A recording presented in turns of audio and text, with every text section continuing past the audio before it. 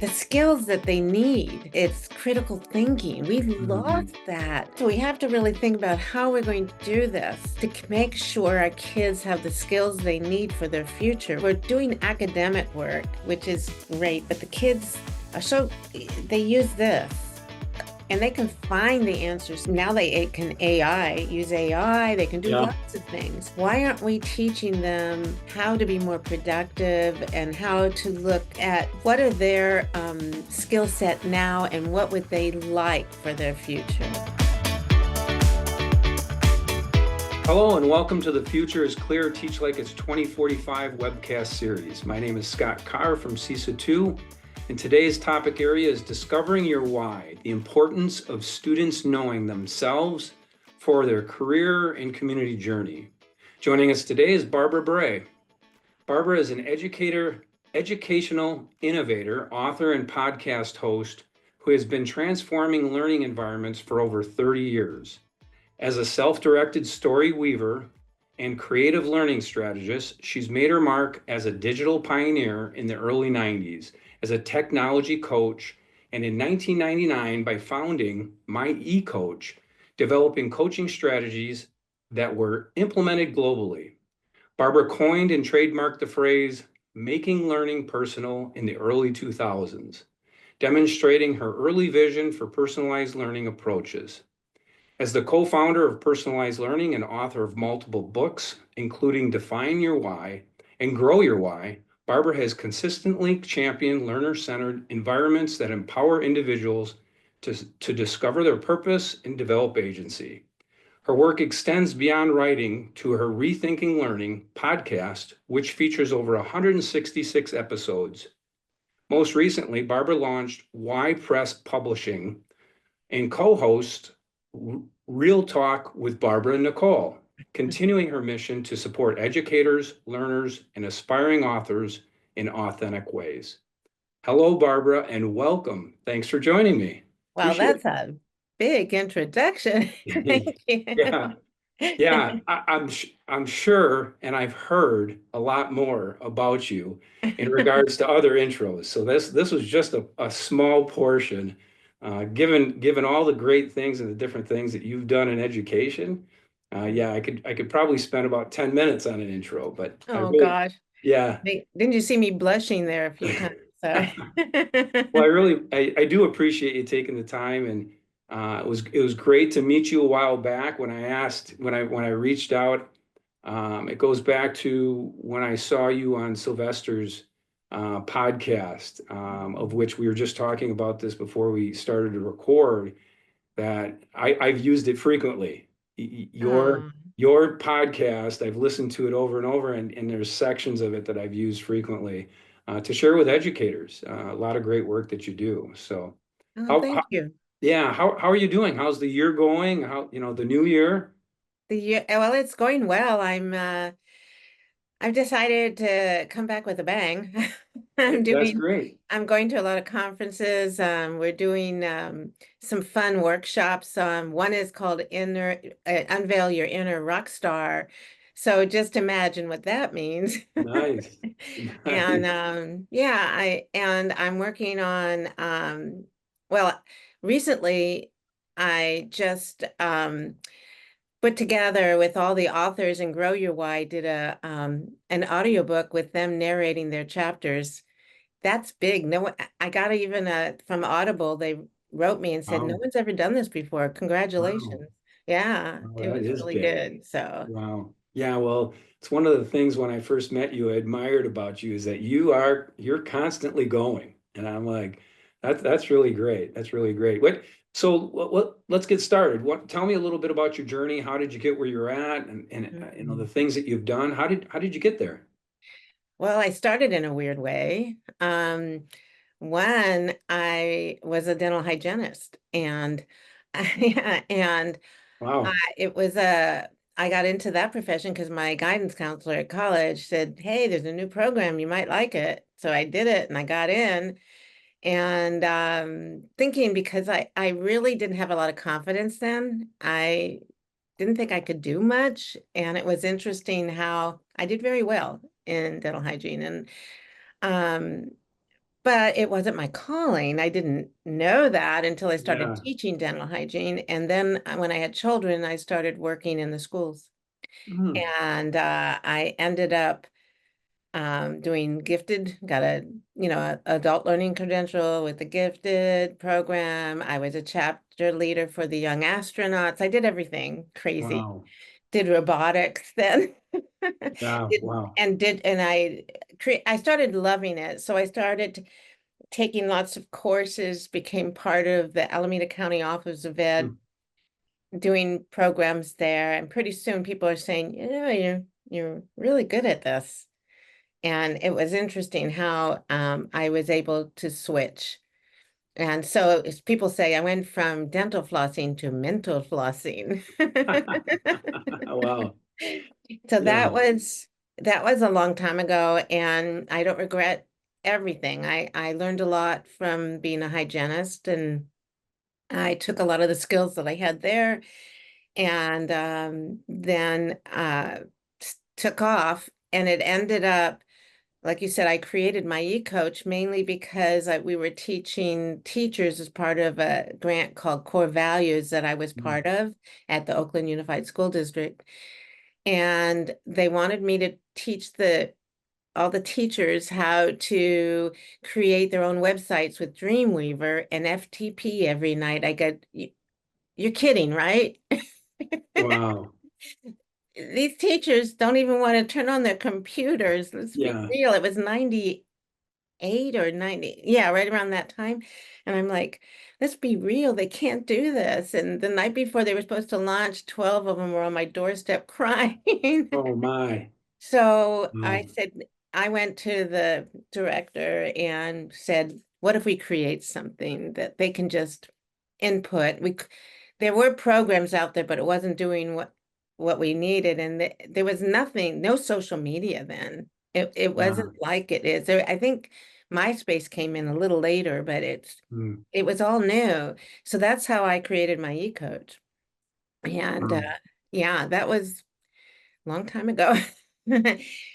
So from there, it just kept growing. I ended up with a big team working nationally and internationally. And then in 2008, we had a problem with I had 12 contractors and employees and working and coaches all around working, and none of the districts could pay Oh because my. what happened. Mm. So I ended up having to let everybody go and figure out a way to keep it going with just a few people and then work out of my house because I had an office and everything. Yeah. It was an interesting time. I bet. I bet. But I'll tell you what happens is when you go up and down and things happen like that, you think the world is crashing in on you and it's never going to change. I mean, I even had, because I couldn't pay the bills, I had to get a not a debt collector, a consolidator to help me work with everybody so I could pay all the bills off so I didn't have to go Wow. bankrupt. Those skills I can teach others. You know what I mean? Yeah. It's like Yeah. there are things that you go through, and that's what happened to me is that's when I ended up saying personalized learning. That's how I met Kathleen McClaskey, and we Mm. started that.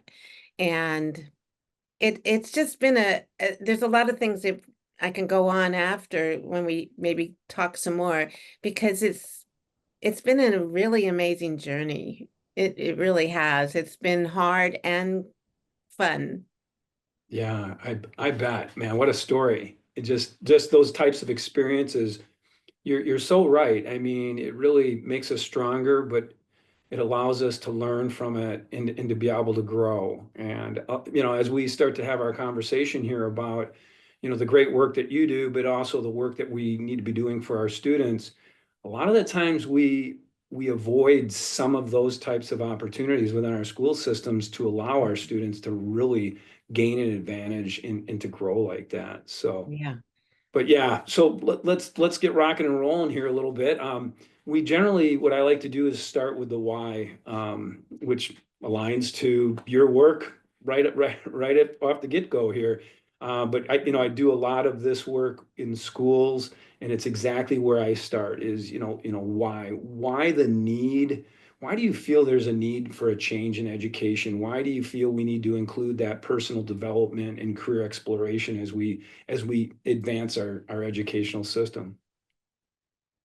Well, one of the things that I noticed at all the schools I worked with is that teachers are pretty creative if they're given the opportunity, Hmm. but because of the way the system is and the way we've created this system 150 years ago, I mean, Yeah. and so there's silos and there's subject specific and they're great, age specific and something's happened that what I noticed is we were more worried about content and covering that than the Mhm. context behind it and the skills that our kids really need.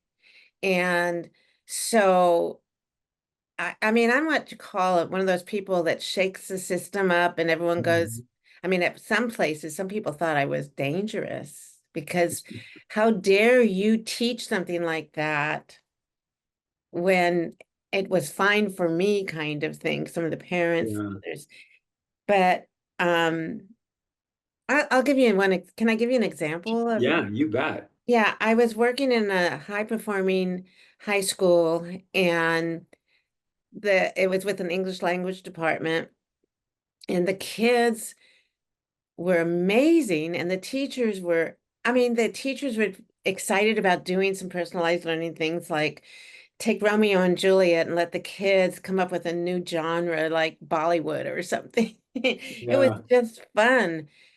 But the kids started resisting, especially the juniors and the seniors. They Mm. were resisting.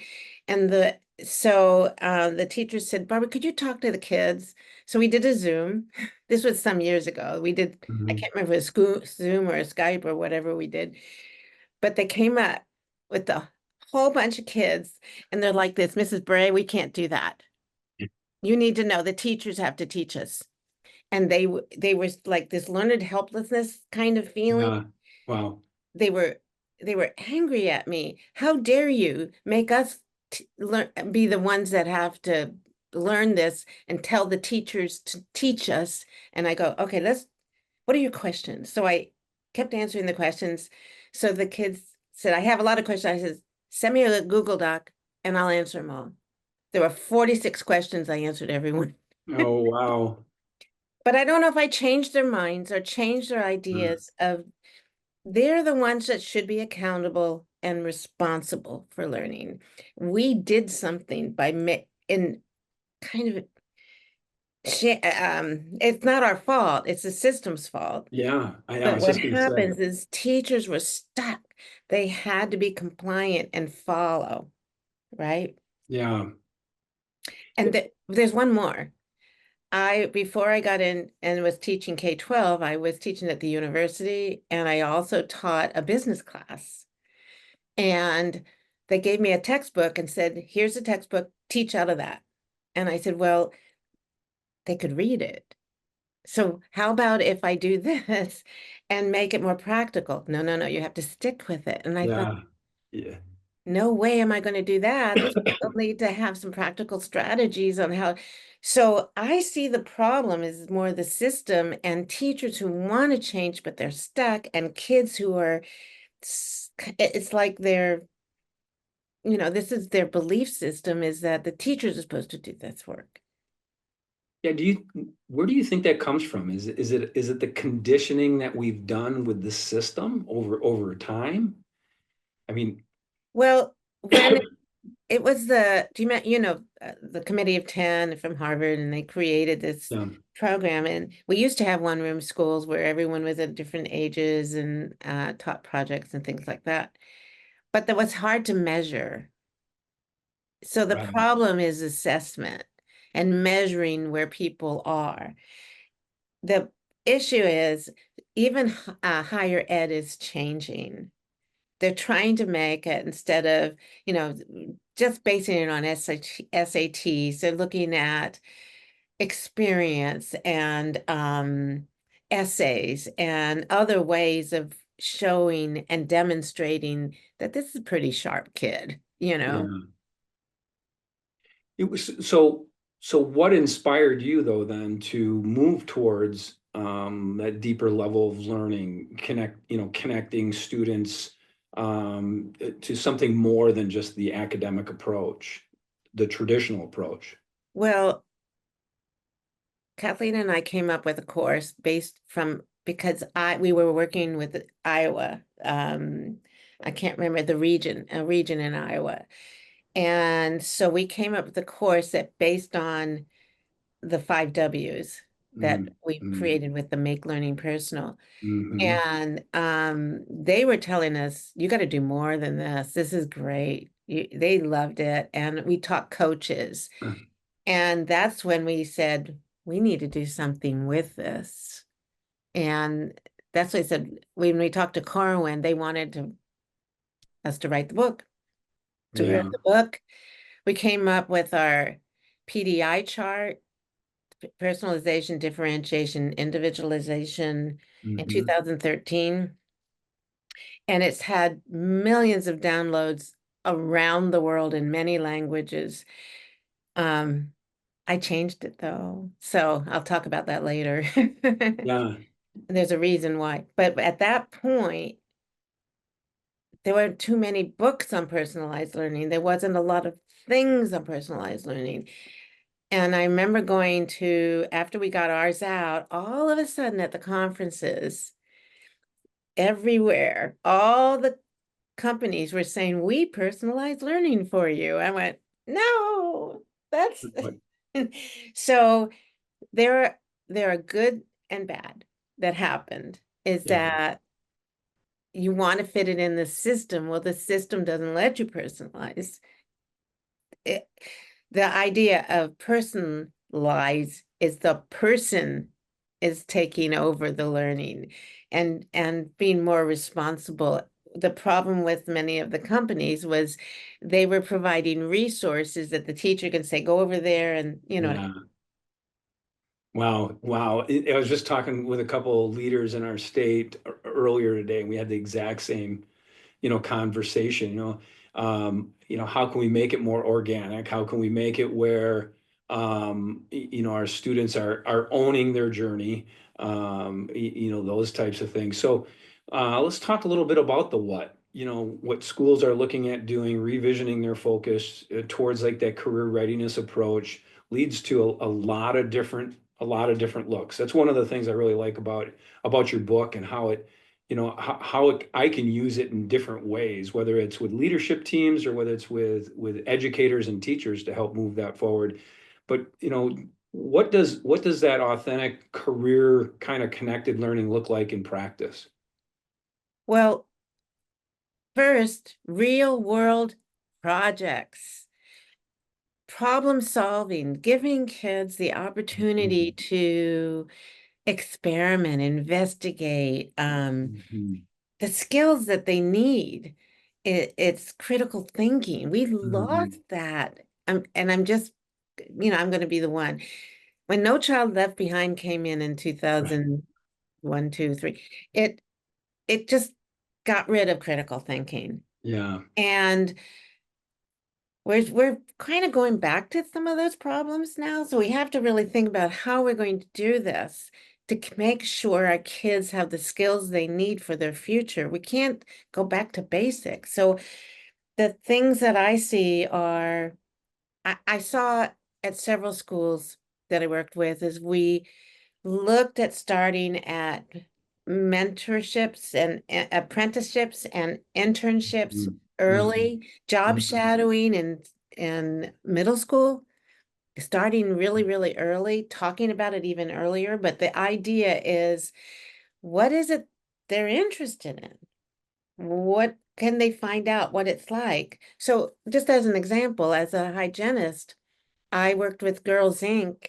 and I mentored middle school girls who were interested in possibly being a dentist or a dental hygienist, and they were interested in the profession.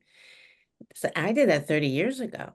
And I think that's what we can do is form partnerships Yeah. with industry.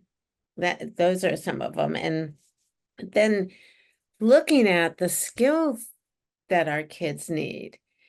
We're not we like I said, we're doing academic work, which is great, but the kids are so they use this, Yeah. all right? And they can find the answers. They can now they can use AI, they can do Yeah. lots of things. Why aren't we teaching them how to be more productive and how to look at what are their skill set now and what would they like for their future? And I'll give you an example. My son was an actor. He went to the performing arts school in Santa Maria. Yeah. Wow. Um, and he was part of a conservatory up in Portland. And then COVID came and he couldn't get it. They had to close. So he Mm. went to a coding academy. And now he's got a great job and a coder. And on the side, he's still a musical director at the local high school. So I'm saying you can do what you love, Yeah. but there could be a way. What is it that you're good at? And he was really good at math. And since, but he was also good because of all the skills he learned as an actor. You learn Wow. so much when you're in that profession. You learn how to talk and listen and look at people in their eyes. Yeah, right. Some of the basics Hmm. that our kids do exit our schools with some of the basic, those durable skills, lagging. I mean, we Yeah. talk to a lot of our business partners in our state. What we hear is it's not the technical skills. Kids will pick up pretty quickly on those or have them. It's not the academic skills. They can come in for the most part, read, write for the most part, and have math, skills. It's the durable skills that our kids are lacking, and that's usually what gets them exited out the door. So It's sad. yeah, it is, isn't it? I mean, but and I agree with you. I think it's the system. But so let me ask you this. I think we both agree that the system should do a better job of embracing, though, building those types of skills. How do you balance them, though? The academic requirements, the academic skills. How do you balance that? And how would you shift to the balance of the two when we know that our educators are conditioned in an academic kind of world? I'm just thinking of an element. I mean, I'm thinking of all different things. If bear with me Yeah, because sure. I worked with Kettle Moraine, Yeah, you know them, yeah. and it was the K1 classroom. Lisa and Wanda, and they're still together, and they're amazing. Um, And I saw what they did with those young kids, and it's like teaching them those soft skills right away Yeah. and critical thinking. Every morning they did a seminar where the kids would sign up to teach other kids Oh, something. wow. Yeah, you got to Yeah, go see their classroom. It's amazing. yeah, The big yeah. one. And then the other thing they did is generative curriculum. So they would always go like for a walk outside and say, okay, where do you see triangles and what would you do with them and what do you do? And so Yeah, it's taking the curriculum and stretching it into nature, into innovative ways that really get kids so they think about it when they go home. It's the problem with school. They think yeah, that's the only place you do learning.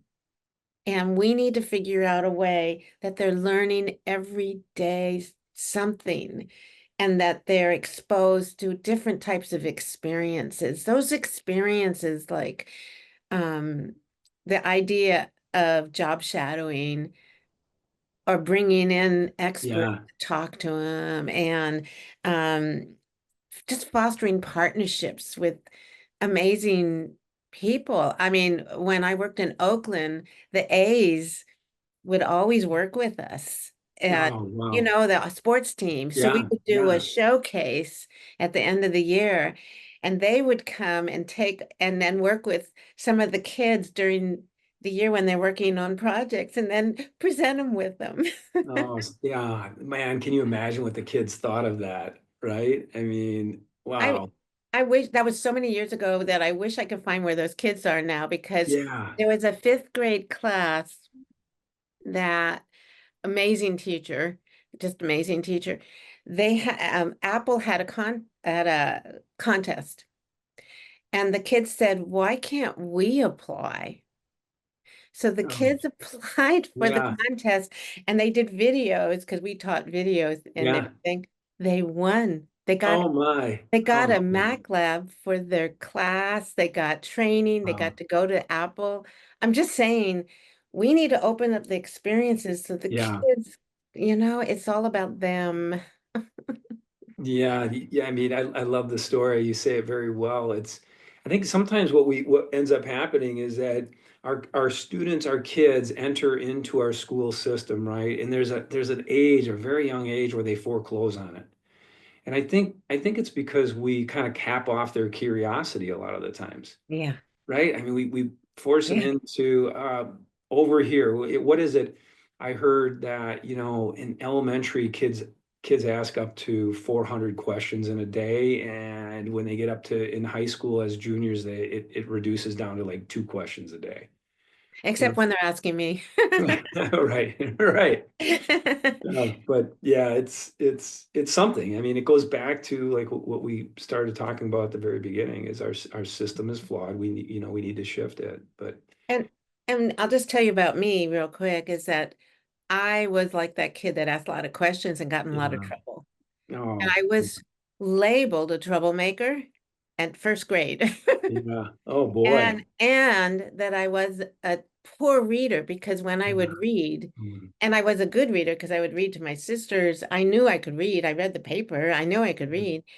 But when I read in the class, I acted it out. And nothing they wrong said with that that. there's something wrong Yeah. with her. And so I ended up being in a low track. Oh wow, It was just, and I was told I'd never make it. Now look, yeah, wow, I mean, come on. I mean, at that time, I really had no confidence in myself at all. And it's amazing what a teacher or an adult or even a peer can say to you that it can impact your whole life. yeah. So we need people to believe in you and believe in our kids. And Uh, so anyway, you hear me. yeah, no, I totally get it. It's about experiences and opportunities for our kids within a system that they can find out who they are, right? I mean, Yeah. who they are is going to give them purpose, going to give them the opportunity to match to something, which is going to inspire them. They're going to have aspirations then versus foreclosing, right? When I heard that kids as early as 9 and 10 years old foreclose on our system, I mean, that was enough right there to go, okay, we need to do something different here. We need to engage them. And I mean, this is why I do the why. This is Yeah, that whole idea is if you don't know who you are, which many of us don't, we don't yeah, know a lot about no, ourselves. We've been kind of conditioned to think, oh, our parents think we're this and our friends think we're that. And we don't know, we don't take that time to really embrace this yeah, amazing body and mind and soul that you have. It's somehow we have to do that. yeah. Well, let's talk a little bit about that. I know that, you've written a lot of things, but I really fell in love with Define Your Why Oh, thanks. in your book. Anytime I'm working with a school and I get around teachers, I talk a lot about it. So share with us a little bit. What's the backstory behind that book? I know have other books. I really enjoy the toolkit that comes along with it. Makes you really think. Yeah, tell us the backstory. What influenced you to do this and Well, the when we wrote the other books on personalized learning, we put why last for mm, and oh, and at that time it made sense because I really, you know, I believed in our books and I believed what we were doing. But something happened in 2014 because we based it on Universal Design for Learning. And I don't know if you know, I worked with CAST in the 80s with mm, special ed. long time before, because I wanted to learn more. And so I volunteered over there, and we have it in Berkeley, so it was close. So I, what I found is they did their, is it okay if I talk about UDL first? Yeah, And yeah, you bet. okay, because it's in my It book ties into too. it. It ties into it. Yeah, but it started with multiple means of representation, which was the what of learning. And then 2014, David Rose and Ann Myers and the others on their team said, we're not engaging these kids. We need to start with multiple means of engagement, which is the why. Yeah, And when they started doing that, I also had learned about Ikigai. yeah. I learned about that in much earlier. So I was following that myself, only because I felt I was floundering, something wasn't working, and so when I found those, that's when I decided I want to really focus on the why because I think we're missing it. And so Yeah. that's how, and then in 2017, several things happened. One, I started my podcast. I stopped the company with Kathleen. We decided to go and do different things. I wanted to find about stories, so I started the podcast. I was invited to New Zealand Oh, wow. to work there. So I was working there, and the way they set up their schools, it's amazing because they had the So same different. issue in Yeah. 1983 with standards and everything and changed everything. And so when I saw the kids, every kid in the schools that I visited anyway, had a year-long passion project. Mhm. They were doing, and I could go in, I could probably talk about everything. It's just crazy. I'm sorry. But That's right. but all of that made me say, I need to learn more about the why. And that's when I came up with Define Your Why. And I did a presentation at South by Southwest EDU. I did a 20-minute focus thing. And pretty soon I shared Ikigai, I shared the UN goals, I shared all these things that Mhm. I asked how many people knew about it. Not one hand. UN goals, not one hand. And there was like hundreds in the room. And I was like, I think I'm coming on to something here. Yeah. And I walked out and everyone goes, that's the Ikigai lady I was telling Yeah. you about. Yeah. So I Yeah. started working on developing the ideas, workshops, and that's how it became the book. Yeah, it's funny you talk about Ikigai and I first learned of it when you were on Sylvester's podcast. Oh, I looked it up right away. And I like I said before, I use you and your name and your book and Ikigai, and I give you credit for it when I pull it out with people. Because it's interesting in the work that I do with schools is that students in classrooms parallel educators in the system. And there's not much difference, I think, sometimes where, our students don't know their why. I've utilized, the video, like I say, when you start to talk about purpose, you go from, you, in Sylvester's video, you went from Ikigai into purpose, into people having, their voices heard around what is the purpose? Do my personal why, does that align with our purpose? I just love it. And oh, I don't think we do enough of that within our school systems at the front end to determine, what is our why? Why do we exist? What is it that we're attempting to do here? So I love it. I think it's just great, phenomenal work. well, thank you. I mean, I did not come up with Ikigai. That's a No, I Japanese know that, concept but of the meaning of life, and yeah, I know. and for me, and it's Ikigai, not Ikigai. Got it. And Well, so I did it wrong too in the beginning. So, um, but the thing that I found is that our purpose changes as we get more lived experiences too. yeah, And so we have to reevaluate what we're doing. Like what is our purpose as a student? What is our purpose as a Yeah. teacher? And what is it in life? What does that mean? And so I tried to bring in all those little components and see that. And um, that whole idea of agency.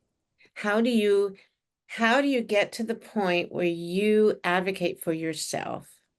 And so that's one of the things I'm going to work on because I have things about health issues. Hmm. And I had to advocate for myself in the health system, which is very similar to the education system. There's a lot of silos. Doctors don't talk to each other. And you know what I mean? And the same with, Yeah. so I'm trying to build a TED Talk right now to show that our systems, what's happening with it, there's ways we can change it. And that same way of building partnerships and listening more. Like if you listen to the students and you go, well, maybe I'm going in the wrong direction. Maybe I need to hear their voices more.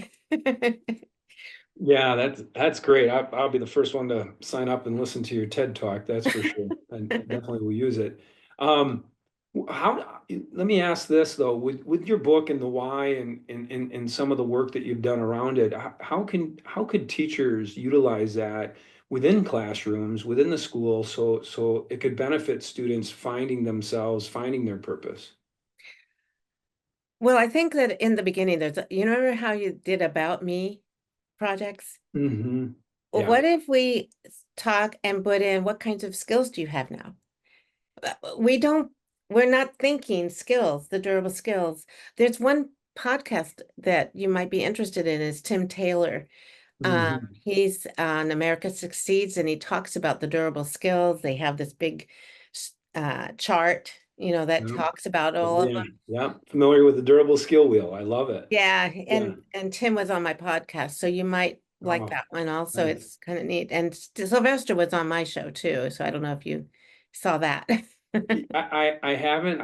I had him on also. I had to because I hijacked all the people on his podcast. So I said, hey, you gotta you gotta come on mine. So Oh, that'd be yeah. great. Yeah. But that That's was I think the thing is that I learn that each time I do a podcast, there's something, people are amazing and all the work that they do.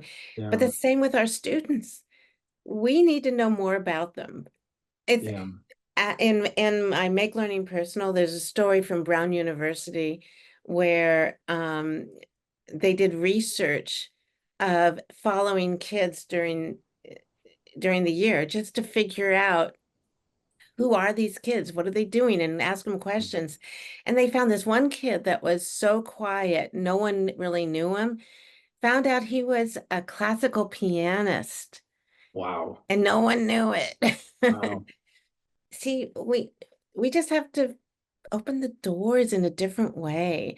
We don't, our doors come from the teacher and the administration to the teacher to the student, but we need to kind of come back and say, let's open the door and find out who you are, what you love, what you are good at. And I do that with my workshop with teachers. And then I say, now, how are you going to apply this with the students? How Mhm. can you do it there? Yeah, that's a great way of helping support because we definitely see our educators, our teachers need a little bit of the what, right? We're not good at discovering it and cutting ourselves loose and just getting after it. So they do need a little bit of that what. Um, I'm curious with UDL and the correlation. Can you talk a little bit about that? Mhm. How did that come about and how does that mesh? Because that UDL is big time, right? Is big time Yeah. academics, right? It's the system. So that correlation really inspires me. Well, the thing about UDL is they put the principles, the main principles, and then they have they have guidelines. Mhm. And what I love is the way they give you examples with research. So it helped me understand Mhm. if you have a class of 30 kids and each one of them are different, and how are you going to meet the needs of all of them? They give Yeah. you strategies on how you can do that. Um, it's I try to show with the why is how do you make it so on the kids' end, they know their challenges and their strengths. If the kids know it, Yeah. instead of you trying to figuring it out or work out together so you can figure that out together, the kids can take more responsibility for what they need to do to access the resources and to learn maybe with a partner. Because what happens is a lot of times if you do a group project, you expect all the kids to do and come out with a project, but if they don't know their strengths, they may not know how to work together. They may not have that skill. So we have to figure out how we can say, I'm really good as an artist, and another person say, well, I'm really good with tech. And that way, so they do need to figure these things out young and then build those skills and build their own wheel. Wouldn't that be neat to have their own wheel of durable skills? Yeah. Yeah. I love it. Yeah. That what a great idea how it could fill in. Because I also look at kids need to understand their own attributes, their own character traits. Yes. Who am I at my core? How does that all mesh together? What are my values? What do I strive for? I don't think we do enough of that personalization. Oh, Uh, I love that. Scott, let's work together and make one. Yeah, we should. My mind is just like right now going, okay, I could see this because that's again in the work I do with educators. That's our starting point. Again, why I use your book and it drives home the need to be able to know more about our students that are sitting in front of us because Ah, what we end up doing with this work that we do together is I call it a career identity, a community identity, and a life identity. And when we know that, the question I come back to the educators in front of me, when I said, when we know that information about our students, how would you plan differently? How would your mm, classroom look different? What mm. things would add to your, daily activities or lessons, so it really, yeah, you can see the wheels turn when educators, hit that line of thinking like, oh yeah, that makes sense, but definitely don't do enough of it. Well, I mean, like I said, we're doing this workshop about the inner rock star, but we Yeah, want to show is how do you bring that out in your kids? What do you yeah, do? What did you like? Whatever you do in any professional development, what is it that you can take back and yeah, share with your kids or do maybe change what you're doing so you can meet the needs of some of the kids that because their kids are struggling now after COVID. A lot of kids, mhm, they really had a tough time. And we we just continue doing the same thing. We got to look at how we're going to do this different. yeah, I agree. Well, that leads us into like the final area that I'd like to ask and talk to you about would be the how. How do we shift then? Mhm. What can we do to see schools bring, forward that transformation and approach things differently?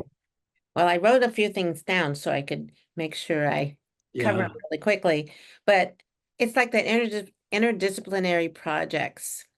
So how can you get out of your room and share ideas? So I tried doing team teaching in high school. Like if you're going to Mhm. look at, let's say World War II, but there's also statistics and there's also videos that are out there. And there's also, there's all these things with the history Yeah. department and the language arts department. And what if we work together and pull it together? Um, Look at exploration around careers. Mhm.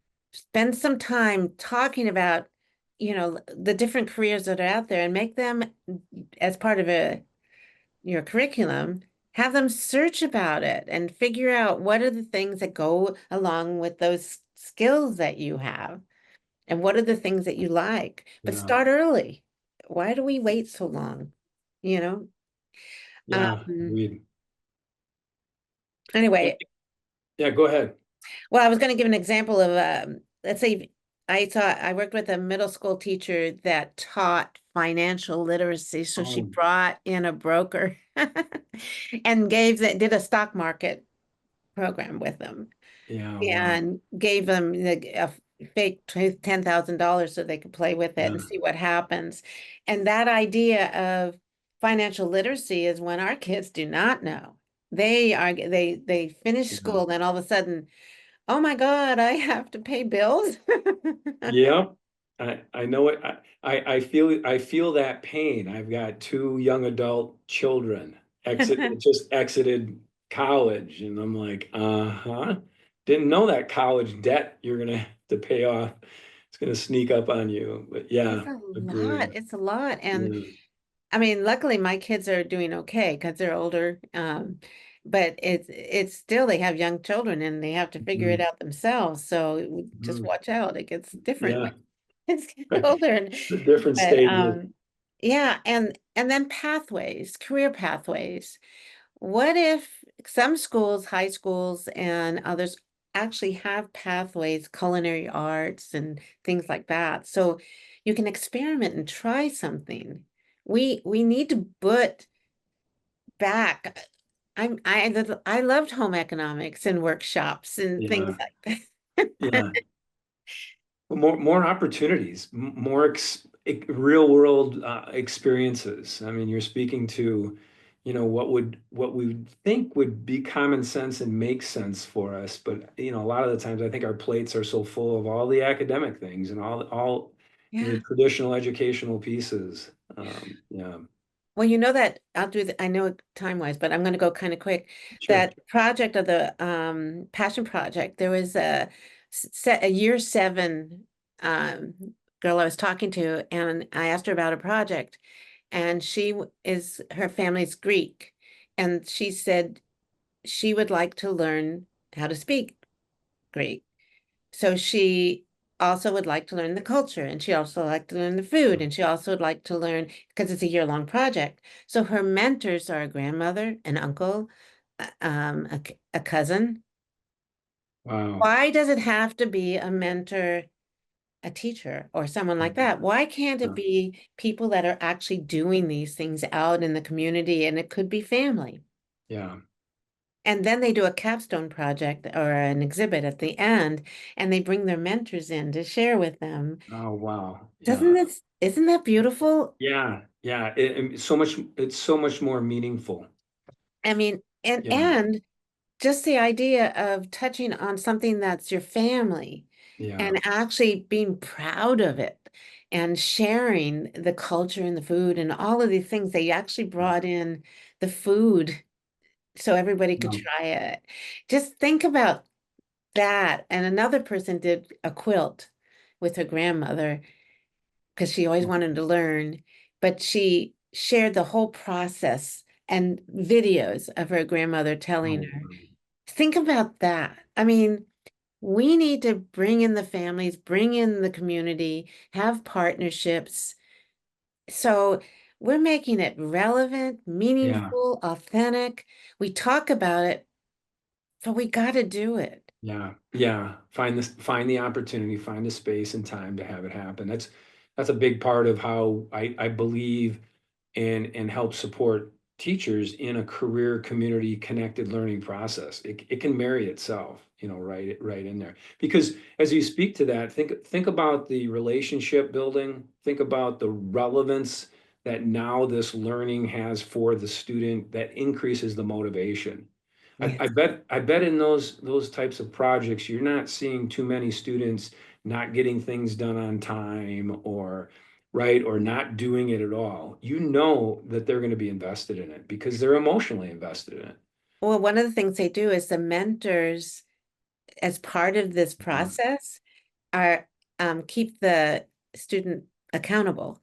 Mm-hmm. Because you want to do this, then we're going to learn how to cook, and this is the time we're going to do it, and this is when I'm available, and this is what the real world is like. So Yeah. these kinds of activities kind of give you some kind of experiences that'll help you later, Yeah. Yeah. especially outside, even outside your family. It'd be fun. Yeah. Well, our time has gone by pretty quickly. I do want to give you an opportunity to talk about anything that you got going on.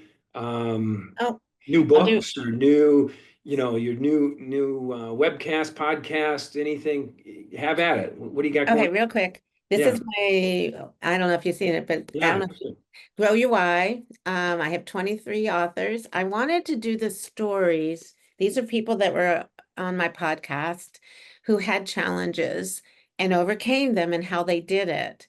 And what I want people to know is everyone has stories Hmm. and your stories matter. And so I try to show the importance of connections, the stories, and your purpose all work together. So I hope people like to check this one out. It's on my website, barbarabray.net, but it's also on that ypresspublishing.net. Um, I am helping people who are aspiring to be an author or a Nice. podcaster because I feel it's like, is this something I really should do? So I'm going to be a mentor at South by Southwest EDU this next one coming up. And then that new podcast I have is going a little slow because of all the things going on right now, but Yeah. it's all about, it's with my friend Nicole Biscotti. Mm. And Nicole and I wanted to talk about authenticity in a polarized society. Wow. How do you communicate with someone maybe you don't agree with and things like that? It's Wow. very timely. And we've had guests on, and what I'm learning is I'm learning so much, Uh, and I need to learn a lot more because listening is really important, but it's also difficult when you don't agree with someone. It's wow. so Yeah, you're in the phase of upskilling and reskilling and new skilling as you're moving forward with your new learning. Nice. and I do have to say I'm pretty old. Come on now. And no, the whole reason I'm saying that is you're never too old. Yeah, right. Learned. And I Yeah. want people who have maybe retired or teachers that are, burning out. I want them to feel like, wait a Yeah. minute, you're alive. Yeah. There's Both so are much good. still with you. Whatever it is, you can find something that'll give you that spark that it brings back that purpose and that passion that you had. Because I've talked to several teachers who are having problems, and I just want to hug them and tell them, you can do this. Yeah, I like to think of it as our continuous learning, right, keeps us alive. Yes. Just had a friend of mine, a close friend of mine, this morning in the gym when I come across. He just retired as a football coach, and he'd been doing it for numerous years, and was outstanding Hall of Fame coach. And he's going to retire as a teacher next year. And he started to ask questions about, what should I do next? Ah, Yeah, and my advice to him is I said, do something you don't know how to do, so you have to learn. And good one. it'll keep you alive, I said to him. So my next book I've been talking about is with retirees. I don't want to give you the title away, but Yeah, I really want to get the stories and also suggestions from people who have shook up their third chapter yeah, or nice. whatever they want to call it. Yeah, Because there's ways we can do this and yeah, for make sure. every moment count no matter what happens to you. Yeah. Well, appreciate the time. I got one final last question I'd like to ask everybody, and it ties into our tagline, which is teach like it's 2045, right? The future is clear. Teach like it's 2045. What do you see education being in the year 2045? I have hope for our kids to Mm, shake it up. mm, I see that learning will not only be in schools. I see lots of different community learning centers. I see a lot of online strategies that mm. maybe gamification. I don't know, but I know that the kids are going to come up with something because they're amazing. Yeah, our Gen Zs, right, are exiting and going out, and they're such creative thinkers. And, I've got high hopes also because my kids are Gen Zs. So we'll definitely see what it does look like. I appreciate you joining us. If somebody wants to get in touch with you or get a hold of you, how can they do that? They can reach me. I'm on a lot of social media as Bray27. I'm on Instagram, X, and Right. Blue Sky. With that, that's a new one. Yeah. And but I have a link tree, and it's Oh gosh, it's Barbara Bray 27, but they have to know about it. But there's everything there. If you want me, I can send you the link to that. But Sure, that and we tells can you we all can about it. add it. How about your website? My website is barbarabray.net, and then my other one is ypresspublishing.net. So I Nice. have two, and yeah, I'm all over. Yeah, you've got a lot going on. I knew that. I could tell when we first met. I'm like, yeah, this is somebody I got to know because you sure offer a lot of great resources. But Thank you. yeah, you bet. I really appreciate you taking the time today and doing the webcast. And thank you. Oh, thank you. I enjoyed, I've been looking forward to this talking with you. So thank you so much. Yeah, you bet. You bet. All right, everybody, we appreciate you joining us. And as we depart, remember, the future is clear. Take care, everybody.